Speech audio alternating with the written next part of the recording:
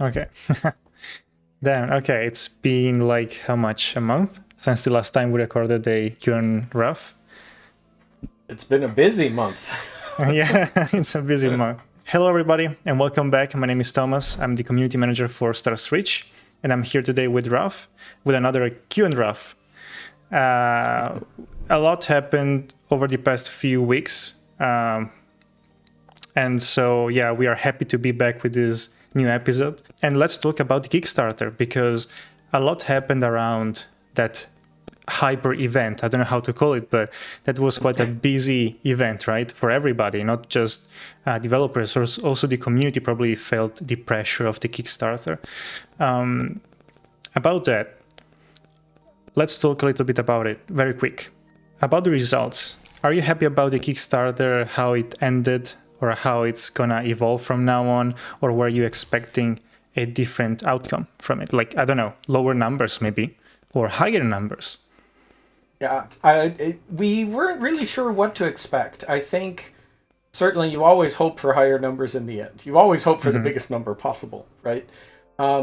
We were completely caught by surprise by the pace at which we hit the initial goal, right? It was shocking to us to reach our goal in the first hour. That we did not expect that at all.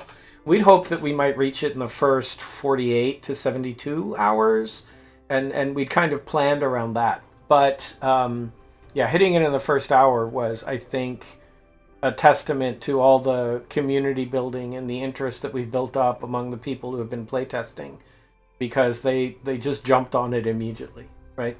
The thing in terms of ending numbers that's been really interesting is that we've now been running late pledges for quite a while, and they just keep going every day. There's still more late pledges coming in, and I don't think we expected to see that either. Certainly now it's been a month since the Kickstarter ended, and we still are seeing late pledges continue to come in at a very regular clip. So Briefly, that for those yeah. that don't know about the late pledges, what are these late pledges? Sure. So the Kickstarter runs for a month, whatever time period you set. We did a month. And then there's kind of a deadline, and Kickstarter gathers together everybody who pledged money before that deadline. But you can leave the Kickstarter page up for people who missed the deadline, and they can still go ahead and pledge. And then Kickstarter gives us their information periodically so that we can add them to the list of people who backed. We've left that page up now for over a month, ever since the Kickstarter ended, and we're seeing people still coming to that page, still visiting and pledging, and then asking immediately, "Can I get in now? I want to play," and that's great. It's been really cool to see. Good. So after this Kickstarter, now we are aiming to a 24/7. If you can That's right. explain what this 24/7 is and how things are evolving in the background a little bit, developers, Sure. game goals, because for who doesn't know, but behind the company, there are many calls happening every day, and like a lot. We had big calls on Friday and Monday, correct? Where we all realigned a little bit on the next goals for the 24/7, and it is actually quite complicated, right, to organize everything, because there is a lot that we need to work on. That's right. Yeah, running the game 24/7. For those who don't know, we currently don't have the game servers open all the time. We open them for a few hours at a time on specific days, right? But often those play sessions aren't all that long. They're, 2 to 4 hours, I guess, right? And sometimes longer on weekends. And that means that you can't play whenever you want.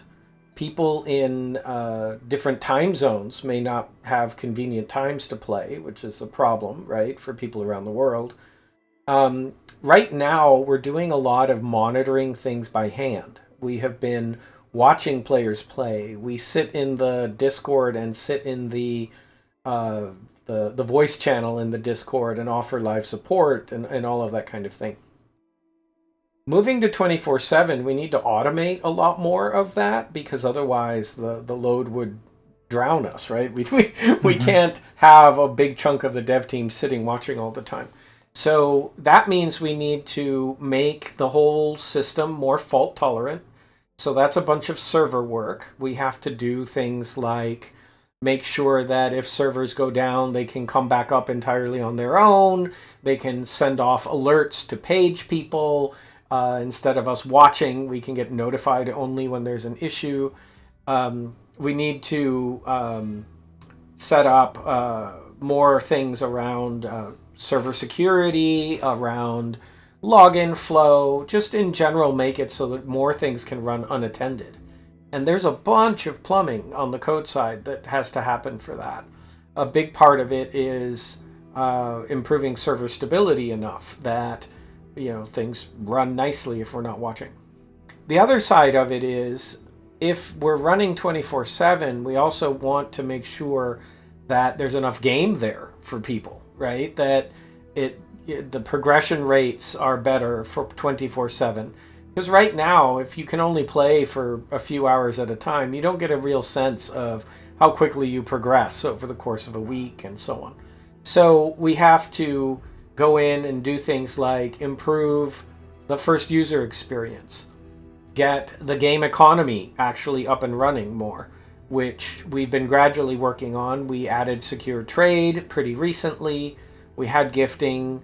The next step after that is pretty soon we're going to need to think about currency so that people can use money inside the game in order to do trade. We need to add more planets and planets coming and going so that the map doesn't just get used up by people only being on a few planets and chewing through them. That's not how the game is meant to work.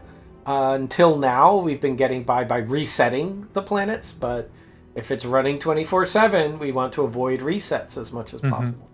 So yeah, there's a lot of things like that need to happen. It's going to be months of work to do it all, right? And putting together the roadmap and the plans, and we aren't aiming for 24/7 to be like full true early access. The game probably will still not be in alpha by then, right? It still won't have all the features. But getting to 24/7 operation is such a big milestone, and it is a requirement for being able to go to early access. So we've made it our intermediate goal.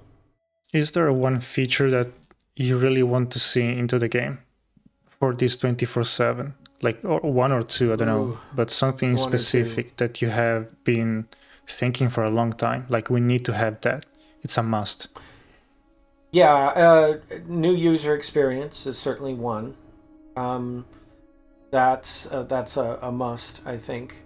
Having the planets coming and going feels pretty important. That feels like something that we really need to make sure that we get in there. There's a lot of that plumbing is necessary, right? Whether it's profanity filters in chat or zone starting, stopping, login queues, right? Like all of those kinds of things that are not necessarily all that exciting. We have a UI revamp coming. That's pretty important. And we really want to get in the crafting, the realer crafting system that allows you to experiment with the stats, because that's a big prerequisite for a game economy, having items of varying quality. So that will also change the game a lot. People are definitely going to feel a difference in the game once that is in. This also affects like weapons, like for the quality when you craft them. Yes, it'll affect every item in the game. Everything will be affected by the quality. There's actually 4 stats on everything. Its versatility, its quality, and so on. And those will be affected by the crafting process. Players are able to as they level up, and depending on what resource materials and components they use, it will affect how things turn out. And the artisan crafting system allows you to apply experimentation points in order to keep trying to tweak the item and just keep reworking it. We have a fairly finally, this took a long time to get right, but we finally have what I think is a pretty fun basis for the experimenting system. And getting that in is a target for one of the next few updates. It's going to start out as one generic one for all the different kinds of crafting, and then we'll see how much we can push it and skin it and affect it so that it feels different for cooking versus, say, architecture or whatever. One big thing that will change how things feel is components. Right now, pretty much everything gets crafted straight from raw materials. So, if you're going to make a wall or a tool station or something like that, you just go straight from metal straight to there. But part of getting the real economy in there is, no, you use the metal to create panels and rods and batteries and actuators and swivel arms and whatever, all of these things, and those can be used as components in many different kinds of objects. So there's a lot of economy planning to do there, and design around, well, how many steps are there so that making something big, how many components does it end up taking? And I'm pretty sure that once we figure that out, players are going to say, now I need bulk creation, because we're already seeing people ask for batch crafting. So. I don't know, will players be able to find these components also around by roaming around, or the only way to have them will be by crafting? For now, it's going to be crafting. There will eventually be ways to get components from the environment, whether that is finding abandoned old one artifacts or ruins or things like that. But right now, it's going to be crafting.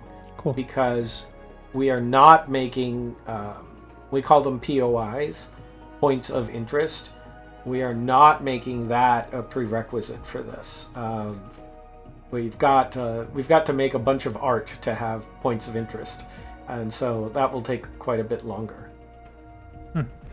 Before you mentioned the in-game currency, some players may be scared because they may say, "Oh my God, I need to, spend even more money into the game." But is this in-game currency only about the game, so limited within the game, or? Yes, this is. Okay. Yeah. No. This is gold coins, or whatever. This is credits. I don't think we've picked a final name yet, but this is the pure in-game thing that you use to transact. Right now, everybody who's doing secure trade is bartering. They're saying, well, I'll give you 5 of these for 2 of those. If we introduce money, game money, then it's easier for people to transact. And that will begin to introduce us needing to manage the faucets and sinks in the game economy, because right now the main entry point for that money would actually be the money that new players start with, because we'd start every new player with some money. And we need to figure out the ways in which that money gets spent so that it comes back out of the economy. And it's going to take a while to get all of that balanced, because many of the features that will eventually be the ways in which you spend money aren't there yet. Won't be there yet for a while. Most likely the one that we would implement first would probably be homestead maintenance fees. Right? But we can't really put those in until there's a steady flow of money into the game. And just being newbies is not enough. There needs to be ways in which money enters the game via essentially questing, right? tasks that are given to you by the game that you complete. Mm-hmm. And that would be the mission system, which we have been working on the design for, and is also on our list for 24/7, right? So that we can close that economic loop. I think that here the big challenge is the utility behind these coins, because if the game keeps putting out, coins, then their value will be lower over time. It's like stocks market. And so now I have a question, how can the game make you burn this money? Yes, those are what we call sinks. So the usual metaphor is a faucet and a sink and a drain. Okay, so if you picture like the one that you have in your kitchen, right? If you picture that, think of the faucet. You turn that on. That is money flowing in. It's coins flowing in. Okay. Really, it's everything. It is the resources, the goods, all of the things that the game provides. Let's think about it in terms of money first. So the money comes in when you turn on the faucet. We can control that faucet, right? We could say the only money that comes in is every new player gets 100 credits. If we do that, we then know if there's one player, there are 100 credits in the world. If there are 10 players, right? Like it's predictable. And there's only so much money. If we open that more, we're effectively minting new coins, right? Then think of the sink. The sink is the water level of the sink is how many coins are there circulating in the water? How many coins exist in the game world at a given moment, and how are they distributed, right? And you can think of this as what is the money that is in circulation? Loose coins. And it doesn't matter yet who they belong to. Just how much is sloshing around. Okay? If you have imagine that there's a stopper in the drain. Okay? If you turn the faucet on, what's going to happen is that the sink is going to fill up and it'll overflow, right? Correct. Obviously. And what happens if you do that is all the players get rich, but the value of a given coin drops, right? So to keep the value of coins steady, you actually want to hit a certain target of how many are in the sink, right? Because if people save all of their money and it all stays in the sink, then the water level goes up and the amount of money in the game goes up, and then all of the value of each coin gets less valuable. So if you set up a drain, okay? You set up a drain. This is ways in which coins get deleted, literally, right? So you want the coins to be deleted. The usual way in which they are deleted, there's people who have bank accounts in the game and they quit. That's their money goes poof when they go poof. So that's one way. But, if you say 100 coins when a new player comes in, now there's 100 coins in the game. Then they quit. Now there's 0 coins in the game, right? If you match the faucet and the drain, then the amount will be steady. You will have always the exact same amount of coins in the water, right? If the faucet and the sink are exactly the same. That doesn't feel good as a player, right? And the reason is, let's say that you have 1,000 credits in the game, right? There's 1,000 coins and it's perfectly balanced. Well, when the first player came in, they probably had a time window to grab more coins than the second player. And then the 10th player or the 100th player, there might not be any coins for them to get, right? And so that creates first mover advantage, where the first player ends up with more coins and the last player ends up with fewer. And it can be really hard, even if the last player is really good at the game, that doesn't necessarily mean they could ever catch up, right? So now you have to create systems that keep the coins circulating, right? So that they don't all stay in one person's hands. Basically, monopolies are not fun to play in, right? Because if you're the little guy, you're not going to have as much fun as the guy who has 50% of all the money in the game, right? So there have to be reasons for the person with the 50% to let go of their coins in some way so that they can be grabbed by other people lower down the chain. And then you have the question of, do you let the sink level rise? Think of this as like the standard of living, okay? So let's say you have the faucet turned open enough so that the amount is rising in the sink. Now that low-level player, it doesn't matter as much if the rich player has grabbed many of them, because there's more coming in, and the low-level player is able to grab more of them, right? The rich player, because they have money, this is one of the annoying paradoxes of game economies, because they have money, it is easier for them to get even more money. So the lower level player will get more money, but the rich player will get even richer. Okay? Exponential, yeah. And so, yeah, it's there's a bunch of reasons why that tends to happen, and a lot of it ends up being about the economy design, right? So managing the level in the sink so that rich players can get rich, but they can't get too rich, and lower level players still have a shot of someday becoming rich without the sink overflowing, right? That is managing a game economy.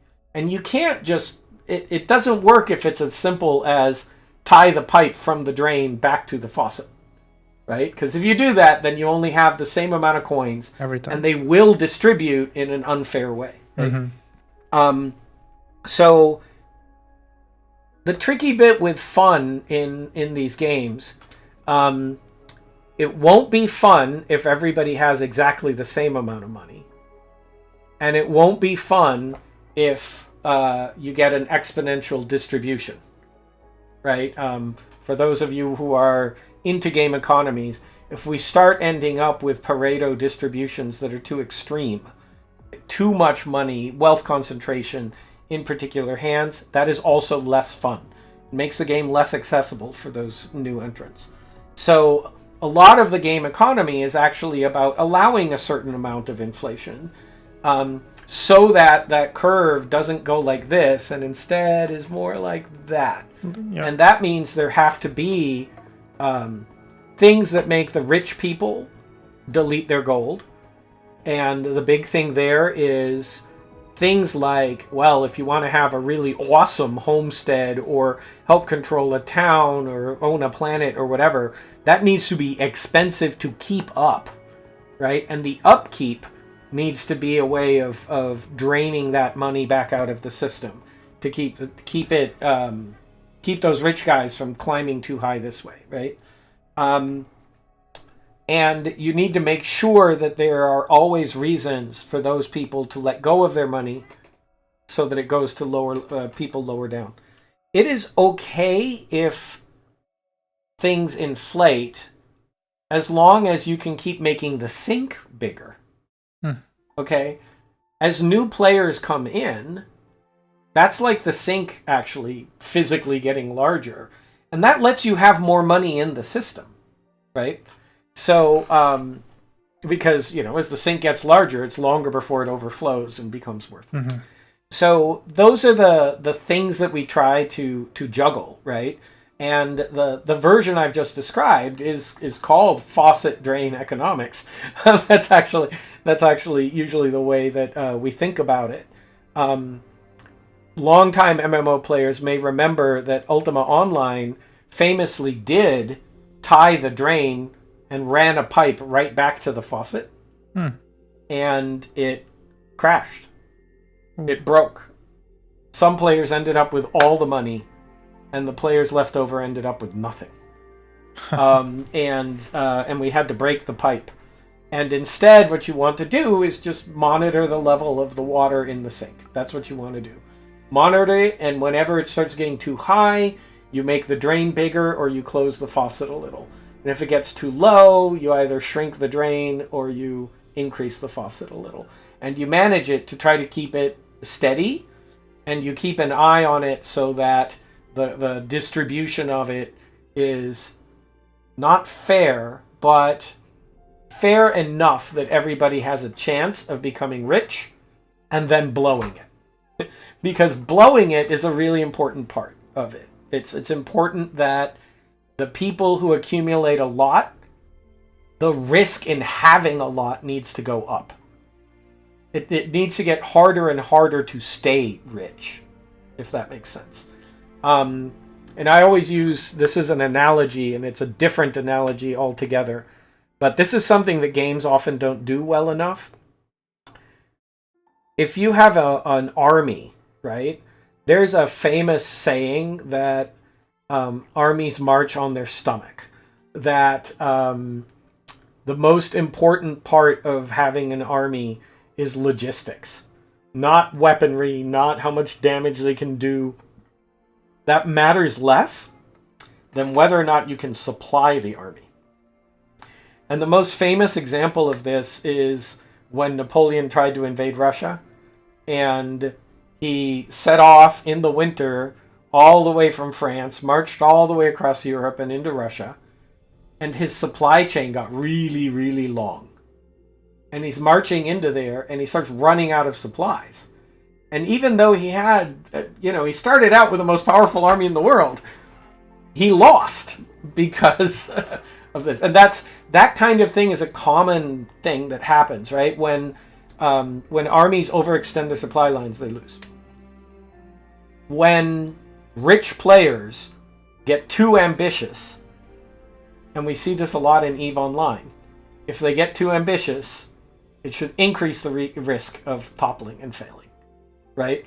And that's something that is a tricky balance challenge, right? You want to be careful how you do it,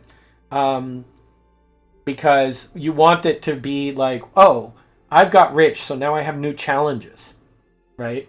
Not just, I got rich, now I'm being punished, right? You want it to feel like, oh, because I am rich, I want new stuff, but now I have to manage having a lot of stuff, and that gets hard, right? So, game economy is a tricky thing. But that sink metaphor is probably the easiest way to think about it. So to summarize, guys, don't make video games. It's too hard. Now that's interesting because many may think that there is design behind the art, behind the gameplay, but the economy plays a crucial role when you have a multiplayer environment, MMO in this case. Yes, there are actually people who've worked in game economies and been things like ministers of finance for countries, because it's a very similar problem. It's very complicated. It is just real life, but inside a video game. No, more or less. Clear back on, when eBay first started getting going and people started selling game money on eBay for real world money, I would actually use the exchange rate from Ultima Online Gold to the US dollar as my way of measuring how full the sink was. Because if the value of gold on the eBay market crashed, that meant the sink level was rising. Wow. Right? And it meant that that the currency was being inflated. And you are in Italy, right? There was a time period in 1998 where Ultima Online Gold was worth more than the lira. How do you know that? Because I'm looking at currency exchange rate tables. Even lira, okay. Yeah, and I could see $1 bought this many lira, $1 bought this many gold pieces. That sounds so complicated. To me, I mean, it's... Yeah. Well, doesn't matter now because now it's all euros anyway. Yeah. I don't know for how long, but yes, right now it's like that. But after speaking about all this economy stuff, if I'm a player that only plays, 2 hours, 4 hours every week because I don't have too much time, do I really need to play with money, or can I just play the game without caring about this gold? That's a tricky question. Yeah, it is.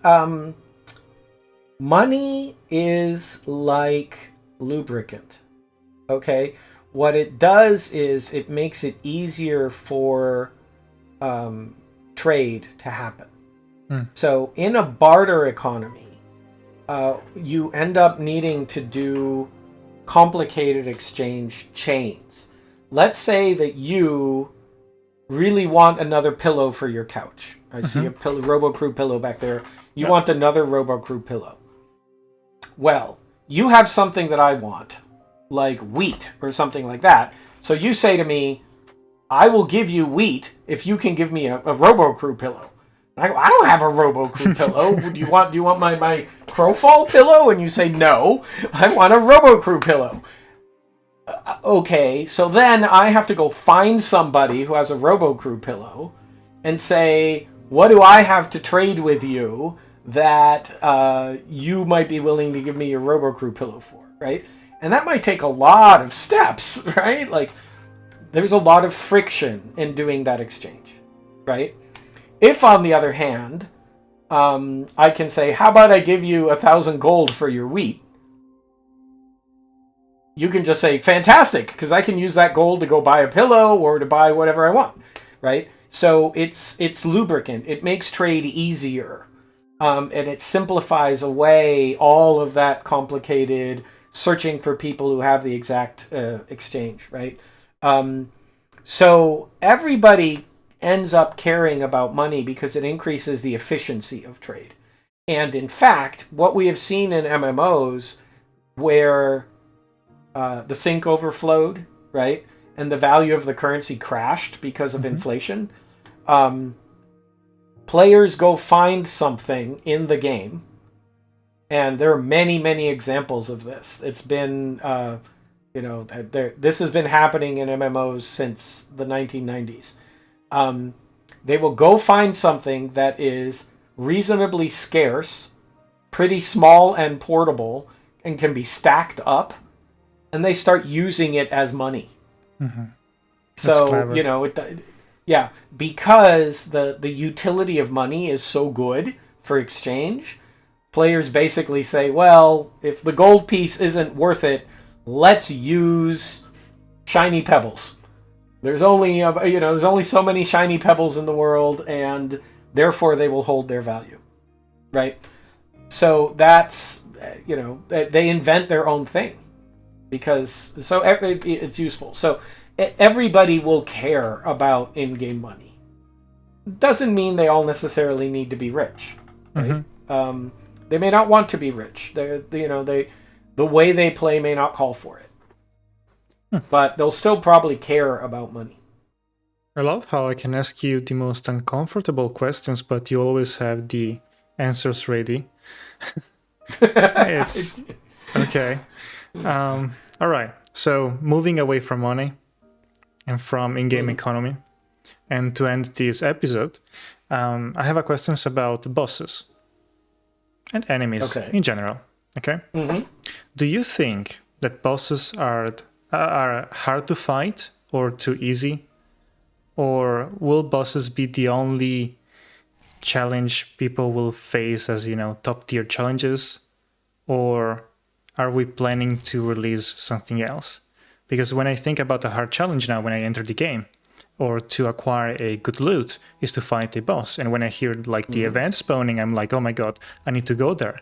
And I hope there will be players that can help me defeating that enemy. But is there something more? Is that too easy maybe? I don't know. It is still, the way we think of this is every encounter has what we call a danger rating, which you can think of more or less. We're not a level-based MMO, but you can think of it as the level of the encounter. Players we think of as having a danger rating of 10. They're basically level 10. We plan to have encounters in the hundreds. And right now we don't have encounters that are anywhere near that difficult, right? The toughest encounters we have, I think, a well-coordinated group of a half dozen or so can take them down. So I wouldn't think of those as being the ultimate form of a boss, right? Imagine someday in the future, the giant robotic head of a planet-sized servitor appears in space, and it is a robot head the size of one of the asteroids in the game right now. And yeah, it has essentially one-shot disintegration beams, right? I mean, you know, and that is a serious high-level encounter that could take a lot of people to fight, right? 50 plus, right? That's the kind of thing that we will eventually have. But we don't have those yet. Right now, players also can't coordinate as well as they will. We're working right now, for example, on the very first form of grouping, which is soft grouping, which is just you get grouping benefits from being near one another, right? That's in process right now. After that will come more formal grouping, will come the leadership skill track, where leaders, party leaders, and so on can have a profession that is about running groups and running group tactics and that kind of thing. So players and groups are actually going to get more powerful. And that means we're going to need to keep adding more encounters that are challenging. And eventually this isn't just about single bosses, right? Like, you might have an encounter that has a half dozen of the bosses that you know now, right? And above them is something even bigger. So, yeah, there's plenty more to do to add at the upper end of that difficulty curve. But players have not yet gotten all of the powers that they will have either. There's very few weapons, few weapon specialties, few weapon special attacks. You know, buffs are barely there. You know, there's a lot more things to come. I would say that right now it's probably more important for us to get more of the breadth of the game in, right? Like the economy, like the missing professions and so on, than it is to keep building vertically inside combat. So, yeah, foundations the next first. steps, yeah, the next steps with combat will be about adding more of the weapon types and more of the capabilities and so on, rather than being about upping the creature difficulty. Okay. Final question that, you know, just popped into my head. I don't know if I can ask this in the video. All right.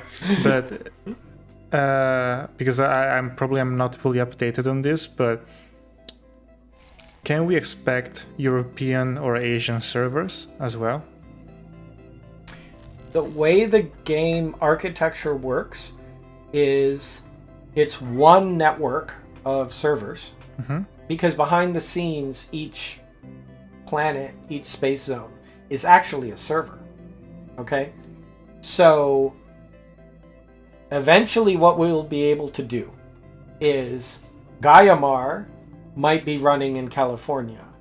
Zaraxa might be running in the EU. And a player in the EU, that does mean they'll have better ping to Zaraxa. That, you know, it'll feel better playing on Zaraxa than playing on Gaiamar, right?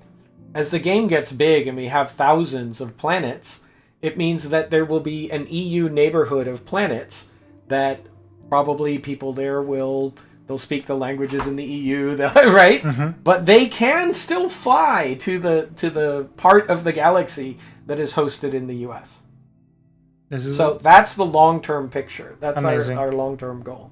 That's cool that there are no limits, but at the same time there are some ways to improve the gameplay experience also for other people outside America. Because, for example, sometimes I get a little bit laggy.